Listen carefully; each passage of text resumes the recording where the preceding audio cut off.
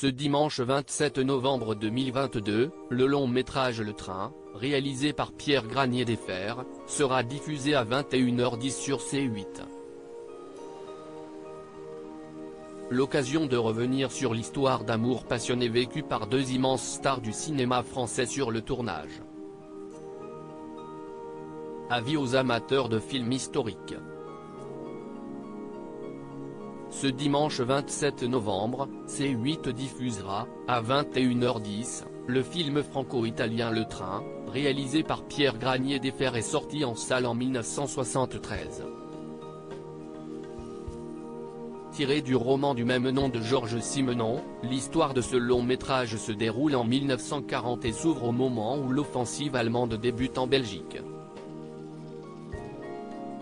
Un réparateur de postes de radio, Julien Maroyeur, interprété par l'acteur Jean-Louis Trintignant, se rend à la gare en compagnie de sa femme enceinte, Monique, née Carigui, et de leur fille pour fuir son village de Founois, dans les Ardennes.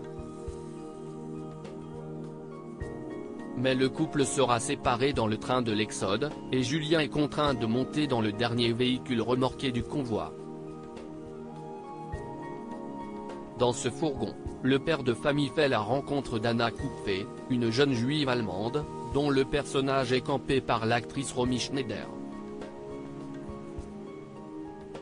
Les deux passagers tombent follement amoureux l'un de l'autre en plein périple. Un coup de foudre sur le plateau, et ce coup de foudre semble-t-il déteint sur les acteurs principaux, Romy Schneider et Jean-Louis Trintignant.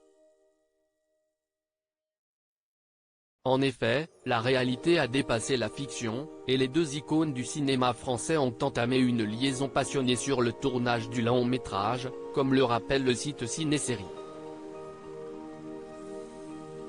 À l'époque, Jean-Louis Trintignant était marié avec Nadine Trintignant depuis 1961. De son côté, Romy Schneider venait de se séparer de son mari, l'acteur et metteur en scène allemand Harry Mayön. Si les deux acteurs s'étaient déjà donné la réplique dans un film datant de 1962, Le combat dans l'île, réalisé par Alain Cavalier, il s'agissait d'ailleurs du premier long métrage dans lequel Romy Schneider, qui était germano-française, s'exprimait exclusivement en français, si est bel et bien sûr le tournage du Train que les deux comédiens ont vécu une histoire intense. Une passion qui entre Romy Schneider, la journaliste Sarah Briand, autrice de l'ouvrage Romy, Une longue nuit de silence, avait abordé, au cours d'une interview accordée à France Dimanche, le rapprochement entre Romy Schneider et Jean-Louis Trintignant. Les deux partenaires ont d'abord tenté de rester discrets sur le plateau de tournage, mais ils ont peu à peu peiné à dissimuler leurs sentiments et leur grande complicité. À la fin, leur liaison ne faisait plus aucun doute aux yeux de l'équipe du film de Pierre Granier Desfers. Romy Schneider ne pense qu'à cette passion intense qui l'a hantée au moment qui suivent ceux où le réalisateur dit couper, a expliqué Sarah Briand.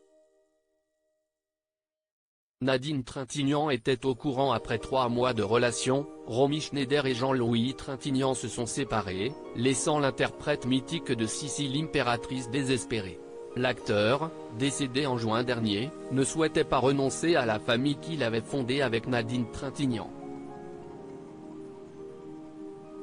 Cette dernière était d'ailleurs au courant de leur liaison.